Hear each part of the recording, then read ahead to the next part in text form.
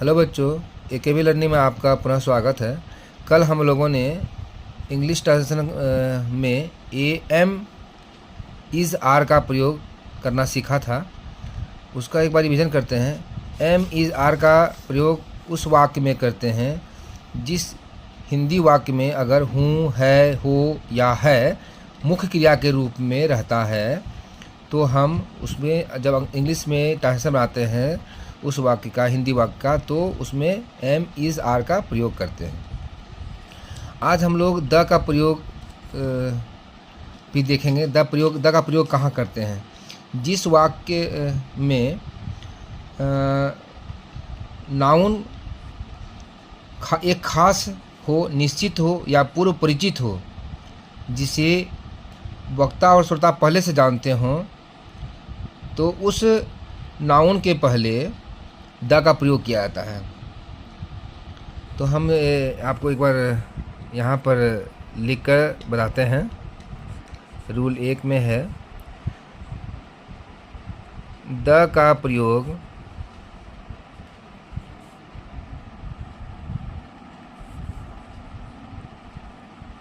उस नाउन के पहले किया जाता है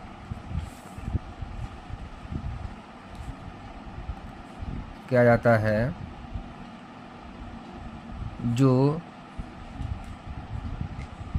खास और निश्चित या पूर्व परिचित हो और जिसे वक्ता और श्रोता पहले से जानते हों।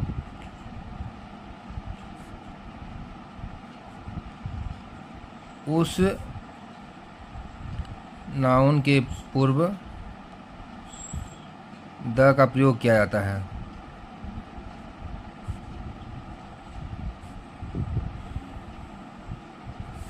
जैसे लड़के खुश हैं,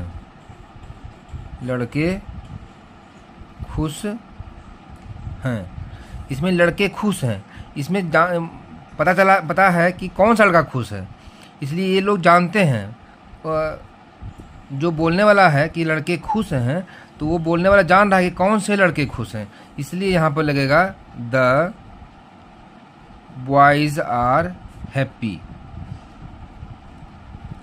इसमें बॉयज़ चाहे वो नाउन जो है सिंगुलर नंबर हो या प्लूरल नंबर हो, लेकिन वो यदि जानने वाला हो या खास हो, निश्चित हो, पूर्व परिचित हो, तो उसके इस नाउन के पहले द का प्रयोग होगा। एक और उदाहरण देखते हैं कि किसान गरीब हैं। यह जो बोल रहा है कि किसान गरीब हैं, किसान तो बहुत सारे, देश में किसान बहुत सारे हैं, जो अमीर भी हैं, गरीब भी हैं, लेकिन वो जो बोल रहा है वो जान रहा है कि कौन सा किसान गरीब है। तो यहाँ पर भी एक निश्चित किसान है, इसलिए यहाँ पर द लगेगा। इसमें द फार्मर इज पुअर। ये आपको मालूम चल जाएगा कि द का प्रयोग कहाँ कहाँ होगा। द उस नाउन के पूर्व लगेगा जो कि खास हो, निश्चित हो, पूर्व परिचित हो या बोलने वाला और सुनने वाला दोनों जानता हो, तो उस नाउन के पूर्व में द का प्रयोग किया जाएगा, चाहे वो नाउन प्लूरल हो या सिंगुलर हो, तो उसके पहले द का प्रयोग किया जाएगा। इसी तरह से जब ऐसा कोई वाक्य आता है तो उसका इसी तरह से सेंटेंस का इंग्लिश का ट्रांसलेशन बनेगा। अब एक और आते हैं रूल नंबर 2 में, आज सीखेंगे। रूल नंबर 2 में ये है कि कल हम लोग सीख रहे थे कि एम इज़ आर जहाँ जहाँ भी लगाए थे वहाँ पर आप एम इज़ आर वहाँ लगा रहे थे जहाँ पर कि एडजेक्टिव था, उसके बाद एडजेक्टिव थे। जैसे मैं खुश हूँ, आई एम हैप्पी। हैप्पी क्या है? एडजेक्टिव था। अब हम लोग सीखेंगे एम इज़ आर का प्रयोग वहाँ करेंगे जहाँ पर कि नाउन के पहले, नाउन के एम इज़ आर के बाद नाउन हो या नाउन के पहले एम इज़ आर का प्रयोग देखेंगे। जैसे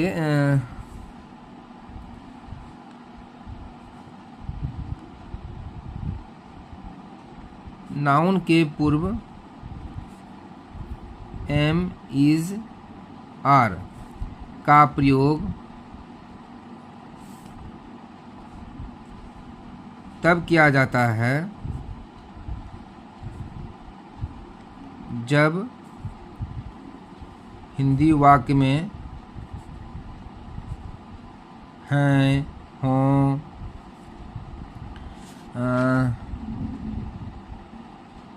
हूँ मुख्य क्रिया के रूप में रहता है, मुख्य क्रिया के रूप में आता है। कल हम लोग यही सीखे थे कि वहाँ था एडजेक्टिव, नाउन के पूर्व, नाउन के बदले में वहाँ एडजेक्टिव था कि जब हिंदी वाक्य में हूँ, है, हूँ, हो का प्रयोग मुख्य क्रिया के रूप में होता है, तब इंग्लिश में सेंटेंस बनाते समय हम लोग एम इज आर का प्रयोग करते हैं उस एडजेक्टिव वर्ड के पहले। लेकिन अभी क्या हम लोग सीख रहे हैं, नाउन में भी, नाउन के पूर्व भी यदि नाउन वाले वाक्य में, जो नाउन हिंदी वाक्य में यदि है, हो, हूँ मुख्य क्रिया के रूप में आता है तो उस नाउन के पूर्व एम इज आर का प्रयोग होगा। जैसे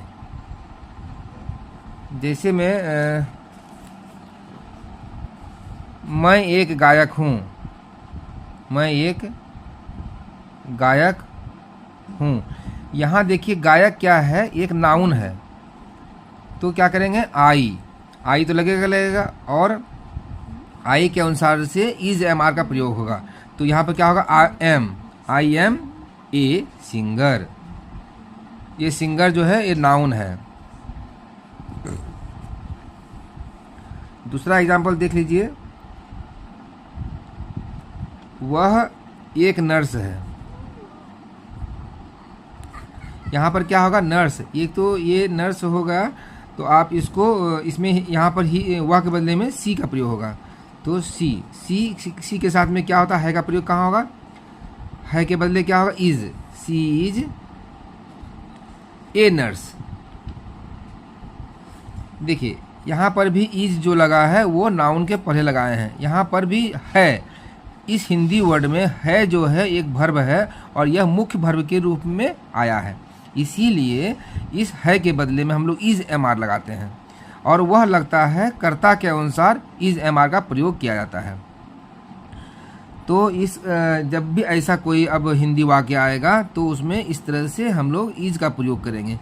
तो कल हम लोगों ने बनाया था एडजेक्टिव के पहले इज एम आर का प्रयोग, आज हम लोगों ने नाउन के पहले इज एम आर का प्रयोग करना सीखा। इसको याद रखेंगे और इसी प्रकार से अभी और भी वाक्य बनाएंगे। अभी हम लोग वाक्य बनाएंगे तो इसको ध्यान में दीजिए आप लोग।